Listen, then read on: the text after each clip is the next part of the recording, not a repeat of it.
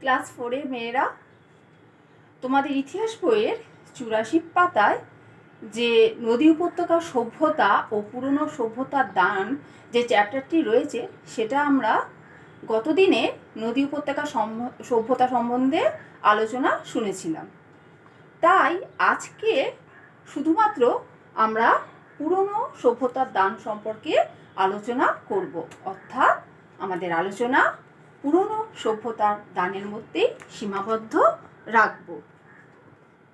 মেয়েরা, আমরা জেনেছি যে এক সময় আদিম মানুষ পৃথিবীতে আবির্ভাব হওয়ার পর থেকেই তাদের সেই জীবন ধারণের ক্ষেত্রে বিভিন্ন প্রতিকূলতার তারা সম্মুখীন হয়েছিল, কিন্তু তারা সেই সমস্ত বাধা বা প্রতিকূলতাকে তারা একটু একটু করে সুগম করে নিতে সক্ষম হয়েছিল তাদের সেই জীবন ধারণের ক্ষেত্রে।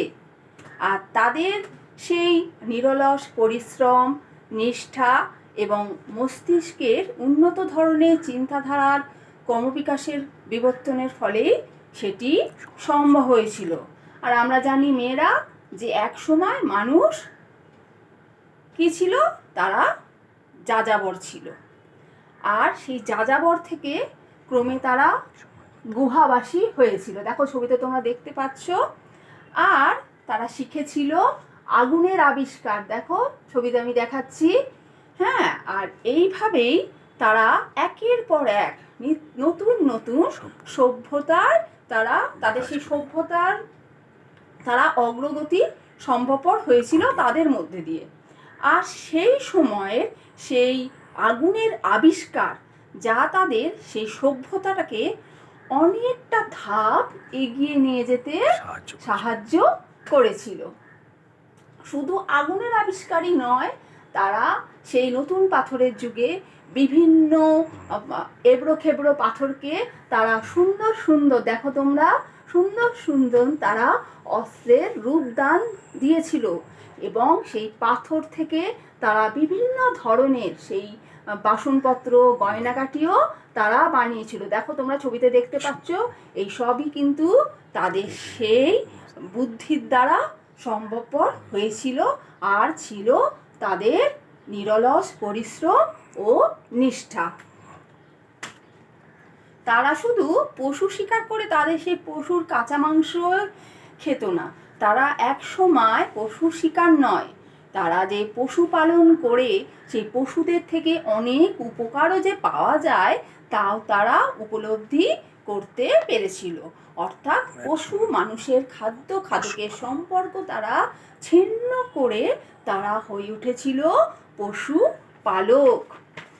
এই সবই আমাদের কিন্তু মেয়েরা জেনে রাখা প্রয়োজন, কারণ যখন আমরা আলোচনা করছি পুরনো সভ্যতার দান।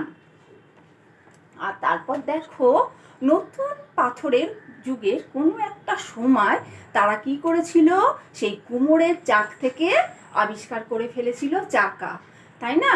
সেই চাকার আবিষ্কার সেই সভ্যতার অগ্রগতির রথকে অনেকটাই বিস্তৃত করে দিয়েছিল, অনেক দূর পর্যন্ত। পরে পরে তারা সেই চাকার আবিষ্কারের মধ্যে দিয়ে তারা বিভিন্ন সেই কাঠামো তৈরি করে সেই কাঠামোকে চাকা লাগিয়ে তারা গাড়ি বানিয়েছিল, এবং তাদের সেই সমস্ত প্রতিকূলতাকে তারা জয় করতে সমর্থ হয়েছিল। তাহলে মেয়েরা, আমরা দেখছি যে মানুষ কিভাবে একের পর এক সভ্যতার মধ্যে দিয়ে তারা এগোচ্ছে, এবং তাদের সেই অগ্রগতির রথকে তারা কিভাবে এগিয়ে নিয়ে চলেছে। দেখো, প্রথমে আমরা সেই আদিম যুগের মানুষ, তারা প্রথমে কি করতো, বনে বনে ঘুরে বেড়াতো, তারা সেই পশুর কাঁচা মাংস খেত, তারা যাযাবর হয়ে এলোমেলোভাবে তাদের জীবনযাপন করতো। তো এক সময় তারা হলো গুহাবাসী। তারপরেই তারা কি করলো, সেই বিভিন্ন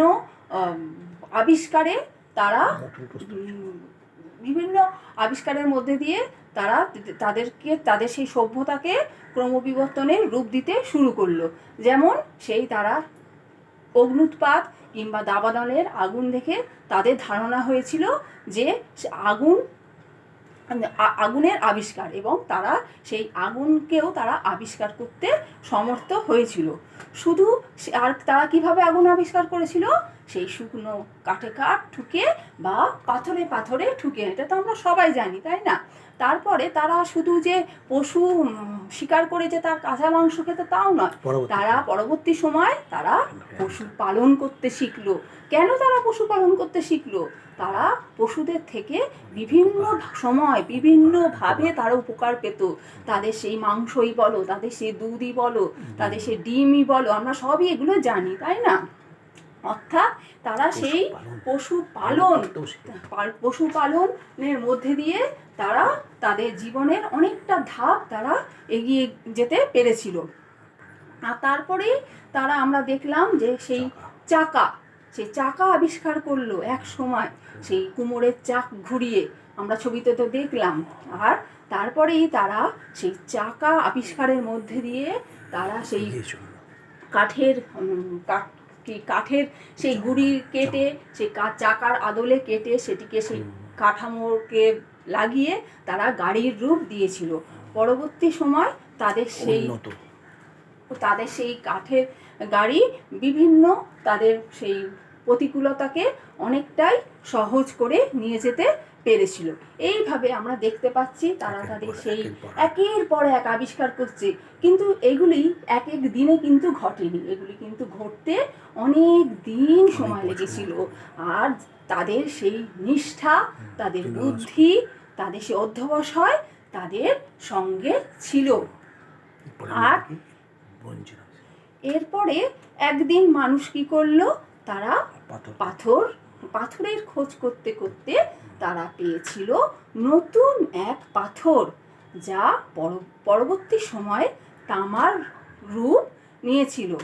এবং পরে পরে তারা অন্যান্য নানান ধাতু তারা আবিষ্কার করতে সক্ষম হয়েছিল। আমরা এও জানি যে এক সময় তারা শস্য রাখতে পারতো না, তাদের শস্য রাখার কত অসুবিধা হতো, তাদের শস্য রাখার ফলে সেই শস্য তাদের নষ্ট হতো। কিন্তু তামা আবিষ্কার হওয়ার পর থেকে তারা কি করেছিল? বড় বড় শস্য রাখার সেই পাত্র তারা তৈরি করতে সম্ভবপর হয়েছিল। আর তারা সেই তামার বিভিন্ন জিনিসপত্র তারা ব্যবহার করত, নিত্য ব্যবহারের জিনিসপত্র। শুধু তাই নয়, তারা তামার সেই গয়নাকাটিও পর্যন্ত তারা ব্যবহার করতে শিখেছিল। আর এইভাবে শুধু তামা নয়, অন্যান্য ধাতুও তারা আবিষ্কার করতে সক্ষম হয়েছিল। আর এক সময় তারা সেই মিশ্র ধাতু তারা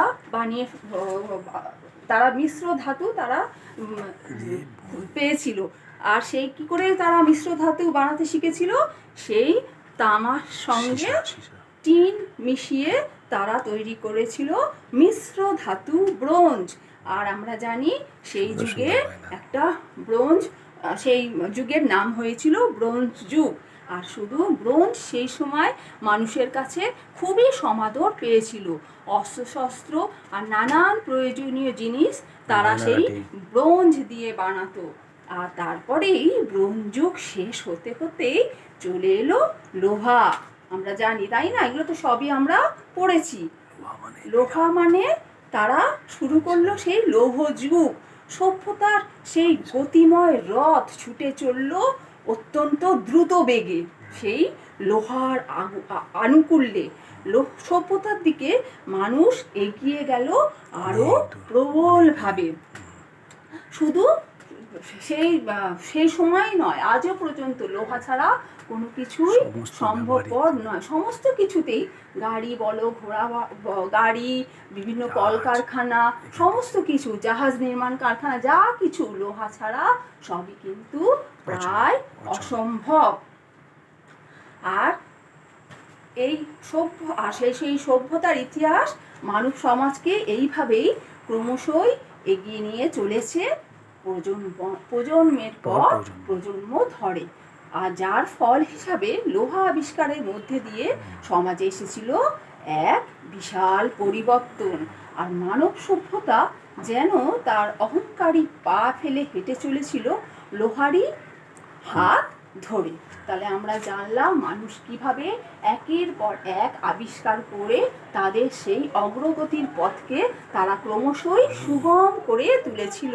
ঠিক আছে, এরপর আমরা আরও কিছু জানবো যে বর্তমান যুগেও লোহা, আমরা জানলাম যে বর্তমান যুগেও লোহা ছাড়া কোনো কিছুই সম্ভবপর নয়।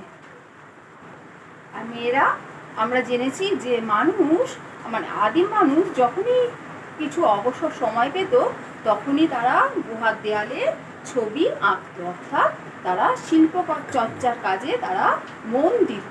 আর এরই ফলস্বরূপ সেই ছবি আঁকার অভ্যেস থেকেই আবিষ্কার করে ফেলেছিল লিপি বা অক্ষরের। এই যে তোমরা ছবিতে দেখতে পাচ্ছ, লিপি বা অক্ষরের। আর এইভাবে মানুষ একদিন কথা বলতে শিখেছিল, একদিন শব্দ সাজিয়ে তারা কথা বলল। আগে তো মানুষ ইশারায় মনের ভাব প্রকাশ করত, হ্যাঁ, আর তারা তখনও পর্যন্ত শব্দ সাজিয়ে তারা কথা বলতে পারত না। আর এভাবেই শব্দের পর শব্দ সাজিয়ে মানুষ গড়ে তুলেছিল তার ভাষা। আর সেই ভাষা সময়ের সঙ্গে পাল্টাতে পাল্টাতে সেই ভাষার চেহারাও হয়েছিল আরও সুন্দর। যদিও অনেক সময় লেগেছিল, কিন্তু তবুও সেই ভাষার চেহারা কিন্তু পরবর্তী সময়ে সুন্দর রূপ নিয়েছিল। আর যেহেতু মানুষ ছবি আঁকতো, আর একদিন সেই ছবি আঁকার অভ্যেস থেকেই মানুষ কি করে আবিষ্কার করে ফেলেছিল, সেই লিপি তারা আবিষ্কার করলো।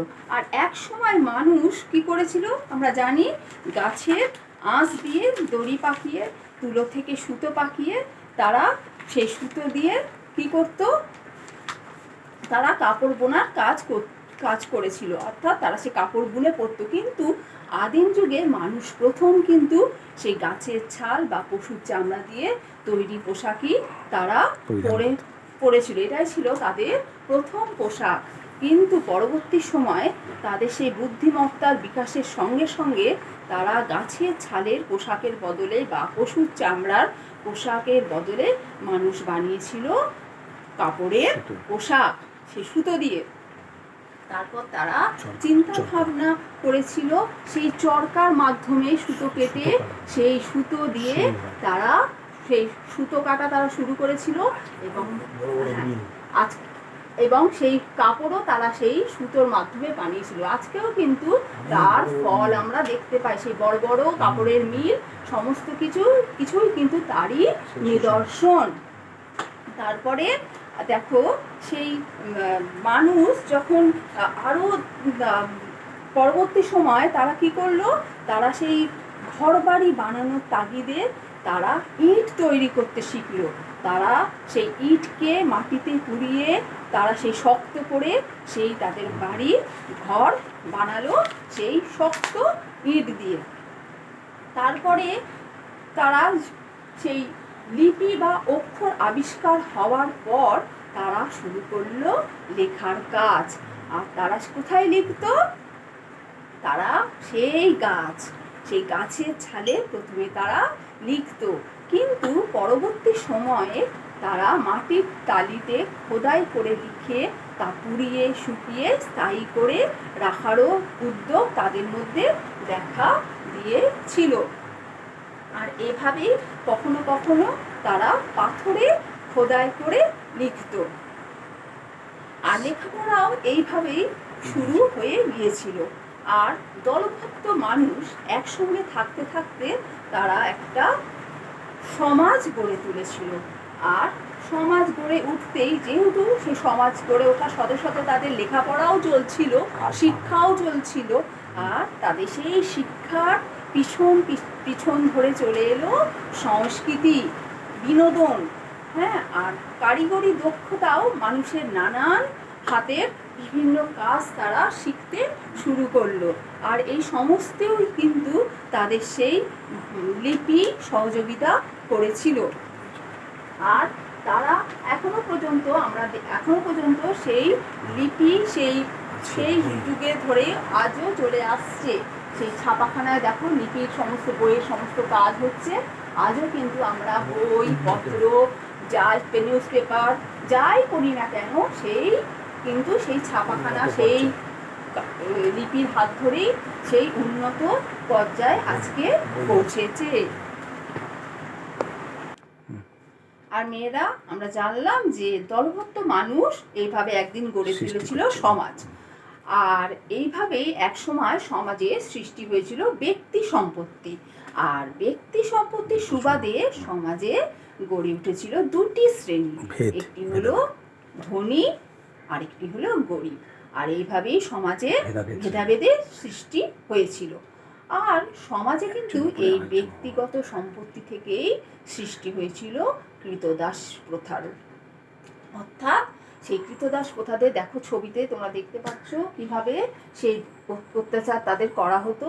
একটা বিশেষ গোষ্ঠী যারা ব্যক্তি সম্পত্তির অনেক মালিক যারা ছিল, ব্যক্তিগত মালিকানা যাদের অনেক বেশি ছিল, তারা সেই তাদেরকে শোষণ করতো সেই গরিবদের। আর তারা এইভাবে অকথ্য অত্যাচার তাদের ওপর চালাতো।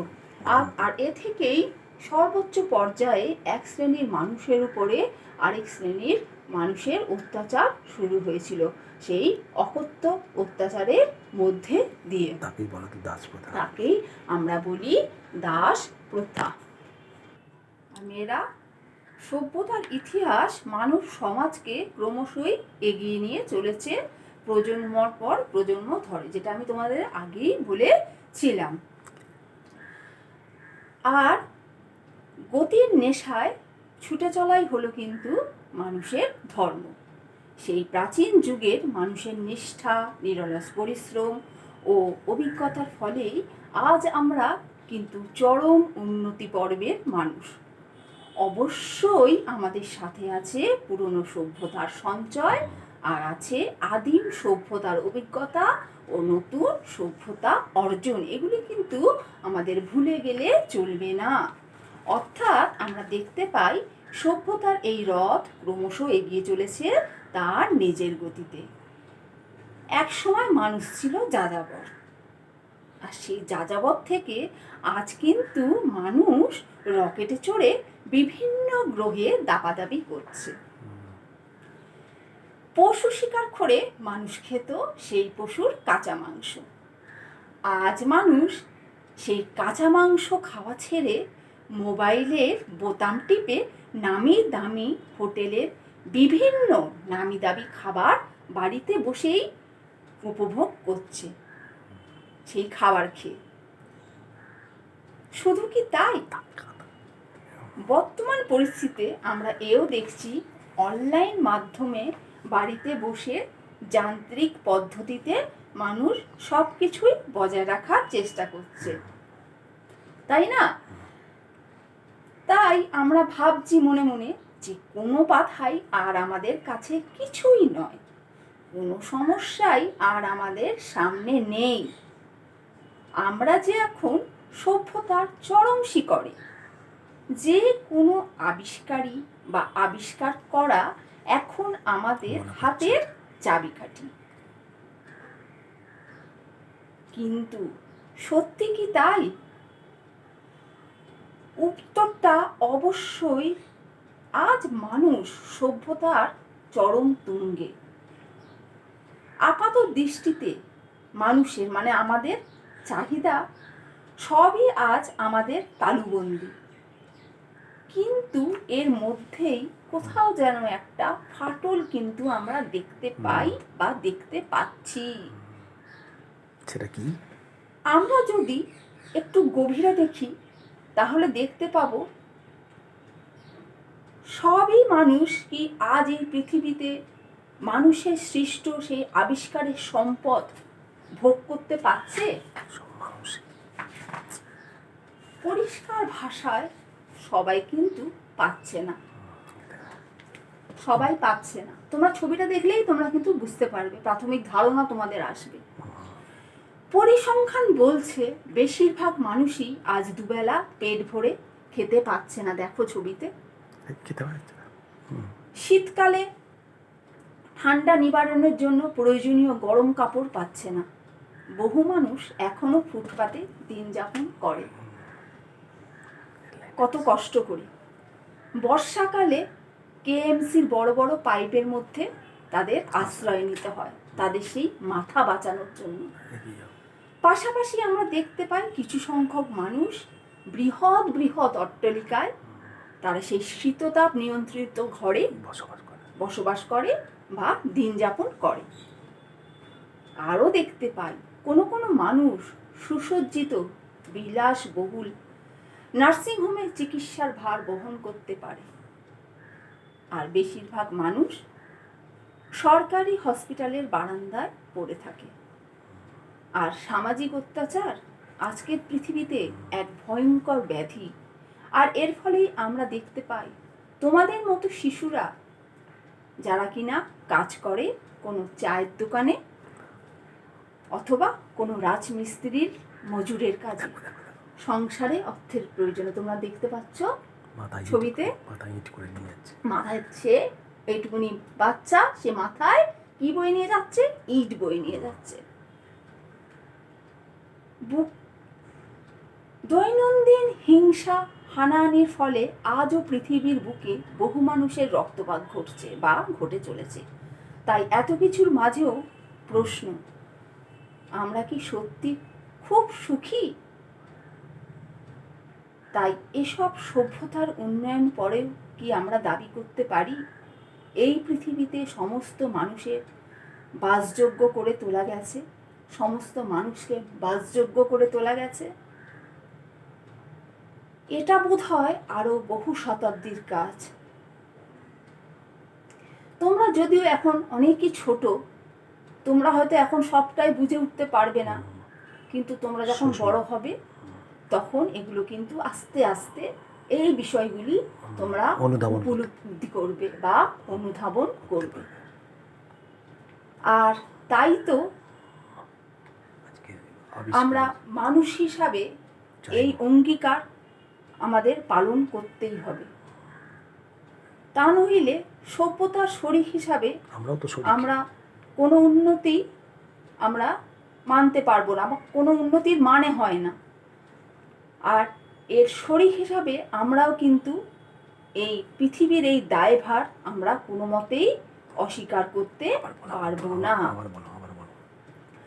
সেই কারণে এই সমস্ত সভ্যতার শরিক কিন্তু আমরা, আমাদেরকেও কিন্তু অনেকটাই সচেতন থাকতে হবে। আর সমাজের দায়ভার আমাদের ওপরেও কিন্তু বর্তাবে। সুতরাং আমরা সেভাবেই কিন্তু আমরা আমাদের এই পৃথিবীকে সুস্থ সুন্দর গড়ে তোলার এক অঙ্গীকার নেব। আমরা যারা বড় আছি বড়দের মতো, তোমরা যারা ছোট আছো ছোটদের মতো। আশা করি আজ তোমাদের এই আলোচনা তোমরা বুঝতে পারলে। এবার কিছু মেয়েরা আমি কিছু তোমাদের প্রশ্ন দেব, যেগুলি তোমরা খাতায় উত্তরগুলো লিখবে। 1 নম্বর প্রশ্ন, সভ্যতার ইতিহাস কি? 2 নম্বর প্রশ্ন, সভ্যতার পর্বে কে কার অর্জন কার হাতে তুলে দিয়েছে? তারপর আবার কি শুরু হয়েছে? 3 নম্বর প্রশ্ন, আমরা কোন পর্বের মানুষ, আমাদের সঙ্গে কি আছে? 4 নম্বর প্রশ্ন, সভ্যতার পথে কেন মানুষ থেমে থাকেনি? 5 নম্বর প্রশ্ন, মানুষের এগিয়ে চলার ইতিহাস আসলে কি? আজ এই পর্যন্ত। সবাই তোমরা ভালো থেকো। Good bye.